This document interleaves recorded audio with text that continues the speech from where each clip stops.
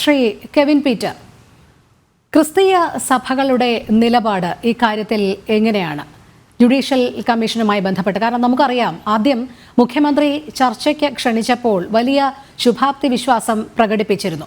പക്ഷേ ചർച്ചയ്ക്ക് ശേഷം ആശങ്കകൾ നിഴലിക്കുന്ന ഒരു സാഹചര്യം തന്നെയാണ് ഉണ്ടായത്. മുനമ്പത്തെ ജനതയെ സംബന്ധിച്ചും അവരോടൊപ്പം നിന്ന് ക്രിസ്തീയ സഭകളെ സംബന്ധിച്ചിടത്തോളം. നമുക്കിപ്പോൾ ഏറ്റവും ഒടുവിലായി കഴിഞ്ഞ ദിവസം തലശ്ശേരി ആർച്ച് ബിഷപ്പ് പാംപ്ലാനി പറഞ്ഞ വാക്കുകൾ തന്നെ കടമെടുക്കാം. അദ്ദേഹം ഈ ജുഡീഷ്യൽ കമ്മീഷനെ നിയോഗിച്ചതിൽ എതിരെ ആണ് സംസാരിച്ചത് എന്ന് മാത്രമല്ല, അദ്ദേഹം ചോദിച്ചത് ഏതെങ്കിലും ഒരു ഉദ്യോഗസ്ഥൻ പറയുന്നത് കേട്ട് പ്രവർത്തിക്കേണ്ടുന്നതാണോ ഇത് എന്നാണ്. ഉദ്യോഗസ്ഥരെ നിലയ്ക്ക് നിർത്താൻ ഒരു കമ്മീഷനും ആവശ്യമില്ല എന്ന് മാത്രമല്ല, അദ്ദേഹം മറ്റൊരു കാര്യം കൂടി കൂട്ടിച്ചേർക്കുന്നു. മുസ്ലിം സമുദായത്തിന്റെ പേര് പറഞ്ഞ് തമ്മിലടിപ്പിക്കാൻ ശ്രമിക്കുന്നു എന്നുമാണ് പറയുന്നത്. എന്താണ് ഇദ്ദേഹം ഉദ്ദേശിക്കുന്നത്? അദ്ദേഹം എന്തു തന്നെയാണ് എന്താണ് ഉദ്ദേശിച്ചതെന്ന് ശരിക്കും പറഞ്ഞാൽ അദ്ദേഹത്തിന് മാത്രമേ അറിയൂ. ഇവിടെ തള്ളാനും കൊള്ളാനും പറ്റാത്ത അവസ്ഥയിലാണ് ചില സഭകൾ. അത് തുറന്നു പറയാതിരിക്കാനാവില്ല. അവർക്ക് ഈ പ്രശ്നം തീരണമെന്നുകൊണ്ട് യഥാർത്ഥ ഇതിനകത്തെ പ്രശ്നക്കാരെ തുറന്നു കാട്ടാൻ അല്ലെ അവരോട് തുറന്ന് സംസാരിക്കാൻ അവർക്കാകുന്നില്ല എന്നുള്ളതാണ് യഥാർത്ഥം. ശരിക്കും എനിക്ക് തോന്നുന്നത്, ഒരു പക്ഷേ മുനമ്പം ജനതയുടെ വിഷയം ഈ വഖഫ് നിയമ ഭേദഗതി സമയത്ത് അത് ഉയർന്നു വന്നില്ലായിരുന്നുവെങ്കിൽ ഒരുപക്ഷെ CA സമരത്തിലെ പോലെയോ അല്ലെങ്കിൽ മറ്റേതെങ്കിലും വിഷയങ്ങളിലെ പോലെയോ പൗരത്വ ഭേദഗതിയുടെ വിഷയത്തിൽ ഉണ്ടായതുപോലെയൊക്കെ മുസ്ലിം സമുദായത്തെ സപ്പോർട്ട് പൂർണ്ണമായിട്ടും ഈ വഖഫ് നിയമ ഭേദഗതിക്ക് എതിരെ രംഗത്ത് വന്നാലും അത്ഭുതപ്പെടാനില്ല. ഇങ്ങനെ ഒരു സംഭവം ഇതിനകത്ത് വന്നു പോയത് കൊണ്ടാണ് ഇപ്പോൾ പലരും യഥാർത്ഥം തുറന്നു പറയാതെ ഇങ്ങനെ അഡ്ജസ്റ്റ് ചെയ്ത് സംസാരിച്ച് മുന്നോട്ട് പോകുന്നു. അപ്പൊ ഇനിയെങ്കിലും ഉള്ളിലുള്ള രാഷ്ട്രീയം മാറ്റിവെച്ചുകൊണ്ട് സ്വന്തം ജനങ്ങൾക്ക് വേണ്ടി തുറന്ന നിലപാട് എടുക്കണം. അല്ലാതെ ബാലൻസ് ചെയ്യാനല്ല ശ്രമിക്കേണ്ടത്. മുസ്ലിം സമുദായത്തിന്റെ കാര്യം മുസ്ലിം സമുദായം നോക്കിക്കോളൂ. അവിടെ സമസ്തയും അതുപോലുള്ള ധാരാളം സംഘടനകളുണ്ടല്ലോ. ഇവരുടെ സമുദായത്തിന്റെ കാര്യം നിശ്ചയിക്കാനാണല്ലോ ഇവരെ മതമേലധ്യക്ഷന്മാരാക്കിയിരിക്കുന്നത്. അപ്പൊ അതിനെക്കുറിച്ചാണ് പറയേണ്ടത്. അല്ല, മുസ്ലിം സമുദായത്തിന്റെ ന്യായമായ ആവശ്യങ്ങൾക്ക് ക്രിസ്ത്യൻ സമുദായവും കത്തോലിക്ക കോൺഗ്രസും ഒപ്പമുണ്ടെന്ന് അദ്ദേഹം ഒരു സ്റ്റേറ്റ്മെന്റ് നടത്തി. കത്തോലിക്ക കോൺഗ്രസിന്റെ കാര്യം വേണമെങ്കിൽ അദ്ദേഹത്തിന് പറയാം, അവരുടെ നിലപാട് ഇങ്ങനെയൊക്കെ തന്നെയാണ്, അപ്പൊ അവർ ചിലപ്പോൾ ഒപ്പം നിന്നിരിക്കും. പക്ഷെ ക്രിസ്ത്യൻ സമുദായത്തിന്റെ കാര്യം ഒരു രൂപതാ മെത്രാൻ പറയേണ്ട ആവശ്യമില്ല. കാര്യം എന്ന് പറയുന്നത് മുസ്ലിം സമുദായത്തിന് എല്ലാം ന്യായമാണ്. ഇപ്പോ ഈ ആളുകളെ കുടിയിറക്കാൻ ഗവൺമെന്റ് തയ്യാറായാൽ അതും അവർക്ക് ന്യായമാണ്. ഇനി വേറെ ഏതെങ്കിലും നിങ്ങളുടെ ഇപ്പൊ കത്തോലിക്ക സഭയുടെ ആസ്ഥാനമായിട്ടുള്ള എറണാകുളത്തെ POC ഇരിക്കുന്ന സ്ഥലം നാളെ വഖഫ് ബോർഡ് ആവശ്യപ്പെട്ടു വേണ്ടി വന്നാലും അതും മുസ്ലിം സമുദായത്തിന് ന്യായം തന്നെയാണ്. അപ്പൊ അവരുടെ ന്യായമായ പ്രശ്നങ്ങൾക്ക് ക്രിസ്ത്യൻ സമുദായവും കത്തോലിക്ക കോൺഗ്രസും ഒപ്പം നിൽക്കണമെന്ന് പറയേണ്ട ആവശ്യമില്ല. കത്തോലിക്ക കോൺഗ്രസിന്റെ കാര്യം പറഞ്ഞാൽ മതി. കാര്യം ഇപ്പൊ ന്യായമായ ആവശ്യം എന്ന് പറയാൻ 80:20 ക്രിസ്ത്യൻ സമുദായം പറയുന്നത് ഹൈക്കോടതി പറഞ്ഞ പോലെ 50:50 വേണം.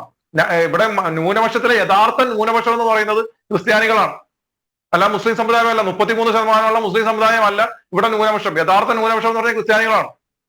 അപ്പം ഹൈക്കോടതി വരെ വിധി പറഞ്ഞിട്ടും അതിനെ അട്ടിമറിക്കാനായിട്ട് പ്രതിപക്ഷത്തിന്റെ പരിപൂർണ സഹകരണത്തോടു കൂടി എല്ലാ വിഭാഗം ജനങ്ങളുടെയും നികുതി പണത്തിൽ നിന്ന് ഞാൻ നേരത്തെ പറഞ്ഞ പോലെ പണമെടുത്ത് സംസ്ഥാന സർക്കാർ സുപ്രീം കോടതിയിൽ പോയിരിക്കുകയാണ് ആ വിധിയെ അട്ടിമറിക്കാനായിട്ട്, അപ്പീലുമായിട്ട്, അല്ലെ?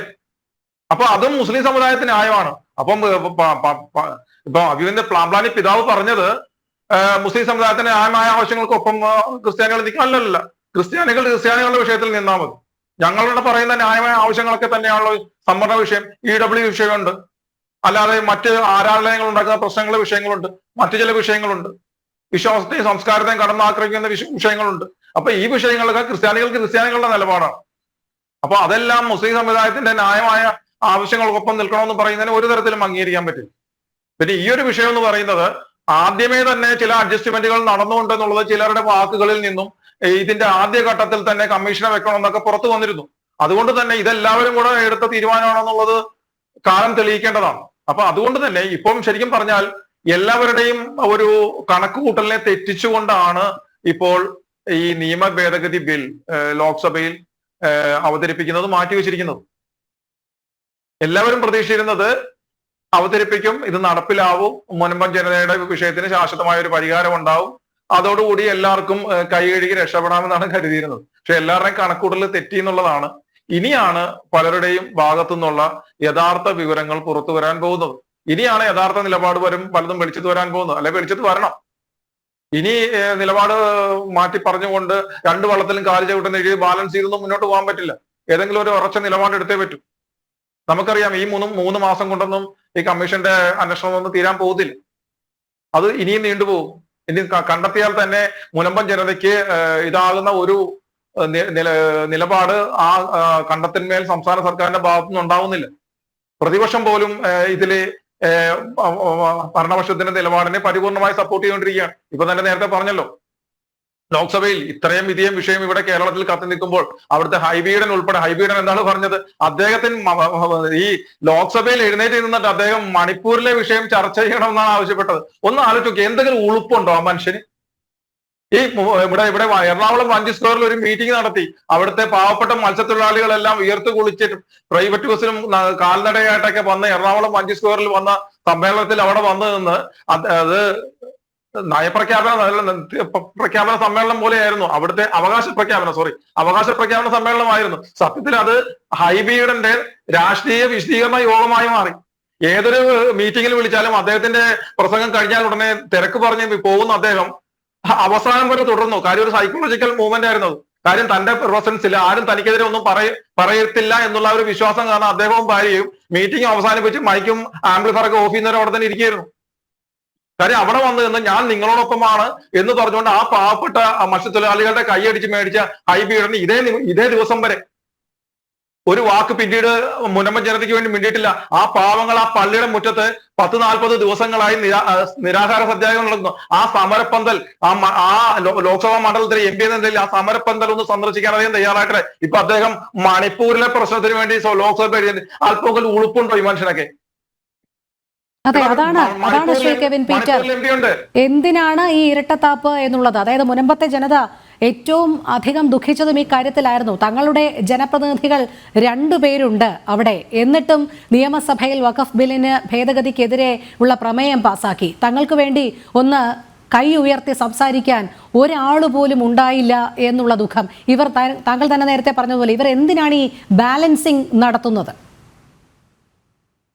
അല്ല, മൊത്തത്തിൽ ഇവര് ബാലൻസിങ് തന്നെയാണ് ഇപ്പൊ നടത്തിക്കൊണ്ടിരിക്കുന്നത്. ഇരയ്ക്കൊപ്പമാണെന്ന തോന്നൽ ഉണ്ടാക്കിക്കൊണ്ട് വേട്ടക്കാരെ പ്രോത്സാഹിപ്പിക്കുക, അല്ലെങ്കിൽ അവർക്ക് പിന്നണിയിൽ കൂടി അവർക്ക് വേണ്ടുന്ന സഹായങ്ങൾ ചെയ്തു കൊടുക്കുക. അതാണ് ഇവരോട് നടത്തിക്കൊണ്ടിരിക്കുന്നത്. അത് എല്ലാ ആൾക്കാരും ഉണ്ട്, അത് രാഷ്ട്രീയക്കാർ മാത്രമല്ല. അപ്പോൾ ഇനിയാണ് നിലപാട് മാറ്റേണ്ടത്. നിങ്ങളുടെ യഥാർത്ഥ നിലപാട് പുറത്തു വരാൻ പോകേണ്ടത് ഇനിയാണ്. ഇപ്പോൾ തന്നെ വേണമെന്നുണ്ടെങ്കിൽ ഇവിടുത്തെ 19 MP-മാരുണ്ടല്ലോ. ഈ മുനമ്പത്തെ ജനതയുടെ വിഷയം അവർക്ക് അറിയാവുന്നതല്ലേ. ഒരാളെങ്കിലും എഴുന്നേറ്റ് നിന്ന് ആവശ്യപ്പെട്ടോ ഈ കാലയളവിൽ തന്നെ, ഈ സമ്മേളനത്തിൽ തന്നെ അത് പാസ്സാക്കണമെന്ന് ഇല്ലല്ലോ. അവരല്ലേ അതിന് പ്രശ്നങ്ങൾ ഉണ്ടാക്കിയത്. ഒരാളെങ്കിലും അതിൽ നിന്ന് വിട്ടുനിന്നോ? ഹൈവേയുടെ വിട്ടുനിന്നോ? ആ ഇതിൽ നിന്ന് വിട്ടുമാറിയുന്നോ അതിൽ പ്രതിഷേധിച്ചുകൊണ്ട്? അദ്ദേഹം അതേസമയം സ്വന്തം ജനങ്ങൾക്ക് വേണ്ടിയിട്ടല്ല, 3500 കിലോമീറ്റർ അകലെ കിടക്കുന്ന മണിപ്പൂരികൾക്ക് വേണ്ടിയിട്ടാണ് അദ്ദേഹം പ്രശ്നം ഉണ്ടാക്കിയത്. കാര്യം മണിപ്പൂരികളാണല്ലോ അദ്ദേഹത്തെ ജയിപ്പിച്ചു വിട്ടത്, ഇത്രയധികം ഭൂരിപക്ഷം കൊടുത്തത്.